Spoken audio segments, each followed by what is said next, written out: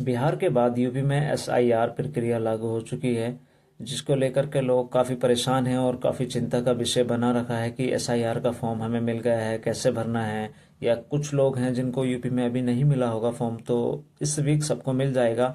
अब एसआईआर का फॉर्म कैसे भरना है, जिन लोग की शादी हो रखी है वो कैसे भरें, या जिन लोगों ने 2003 में वोट नहीं दिया है वो कैसे भरें। तो जैसे कि मेरे को आज फॉर्म मिला है मेरा, कैसे भरना है। मैंने 2003 में वोट नहीं दिया है, तो मैं फॉर्म एसआईआर का कैसे भरूं, ये मैं आपको स्टेप बाय स्टेप अपना फॉर्म भर के बताऊंगा। बने रहिए वीडियो में आप मेरे साथ। जैसे ही आपको बीएलओ एसआईआर का फॉर्म दे करके जाएं, या आप बीएलओ के यहाँ से एसआईआर का फॉर्म लेकर के आओ, सबसे पहले आपको उसकी 2 या 3 फोटोकॉपी जरूर करा के रख लें अपने पास। अब कैसे भरना है एसआईआर का फॉर्म, ये आपको मैं स्टेप बाय स्टेप बताता हूँ। फुलफिल आपको फॉर्म करके दिखाऊंगा कि कैसे एसआईआर का फॉर्म भरना है। सबसे पहले जन्म तिथि एसआईआर के फॉर्म में हमें दिख रही है कि डेट ऑफ बर्थ भरनी है। सबसे पहले यहाँ पर पहले कॉलम में डेट ऑफ बर्थ, उसके बाद में है आपका आधार संख्या। आधार संख्या आपके आधार कार्ड पर लिखी हुई है, आप आधार संख्या आसानी से भर सकते हैं। उसके बाद में मोबाइल नंबर। मोबाइल नंबर आपका वो देना है जो मोबाइल नंबर चालू हो, ये नहीं कि आप कोई बंद फ़ोन नंबर दे दें, ऐसा नहीं। आपको जो फ़ोन चालू है फ़ोन नंबर, वही आपको फ़ोन नंबर देना है। उसके बाद में अभिभावक का नाम। अभिभावक का नाम में पापा जी का आपका नाम आ जाएगा। उसके बाद में अभिभावक का ईपीआईसी संख्या। अब ईपीआईसी संख्या को लेकर के काफ़ी परेशान है कि ईपीआईसी संख्या क्या है। तो ईपीआईसी संख्या होती है आपके पापा का या हमारे जो भी है पहचान पत्र की संख्या। जैसे कि मेरा ईपीआईसी संख्या ये लिखा हुआ है SXY2101210681। ईपीआईसी संख्या इसको कहते हैं। ये ईपीआईसी संख्या आपको यहाँ पर इस साइड में आपको भर देनी है। उसके बाद में माता का नाम। माता का नाम आपका जो भी हो यहाँ पर फिल कर देना है, माता का नाम। उसके बाद में माता का ईपीआईसी संख्या। ईपीआईसी संख्या वही पहचान पत्र संख्या, ये इस साइड यहाँ पर भरनी है। इस साइड आपको कुछ नहीं भरना है, इस साइड ही भरना है। अगर आपने इस साइड भी फॉर्म भर दिया यहाँ पर, तो ये भी फॉर्म आपका मान्य नहीं होगा। अब आपकी शादी अगर हो रखी है, तब यहाँ पर पति या पत्नी का नाम, उसके बाद पत्नी का ईपीआईसी संख्या। उसके बाद में सबसे बड़ा विषय आता है कि हमने 2003 में वोट नहीं दिया है, तो हम कैसे फॉर्म भरें। अब जिन लोगों ने 2003 में वोट नहीं दिया है, जैसे कि मैं बताता हूँ, मैंने 2003 में वोट नहीं दिया है, तो मुझे ये फॉर्म कैसे भरना है। उसके बाद में मैं बताता हूँ कि ये फॉर्म कैसे भरना है। 2003 का लिस्ट सबसे पहले आपको इलेक्शन कमीशन की वेबसाइट से डाउनलोड कर लेनी है।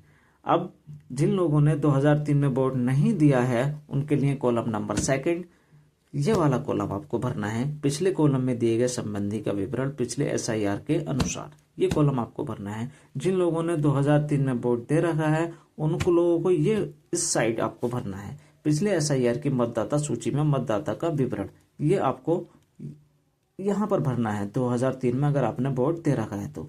अब जैसे कि मैंने 2003 में वोट नहीं दे रखा है, तो मैं कैसे भरूं। मुझे कॉलम नंबर 2 भरना है। इसमें यहाँ जो ये नाम लिखा हुआ है, इस नाम के आगे मैं अपने पापा जी का नाम लिखूंगा, क्योंकि 2003 में मेरे पापा ने वोट दिया था। यहाँ पर 4 लोग वैलिड किए हैं इलेक्शन कमीशन ने, पापा, मम्मी, दादा, दादी।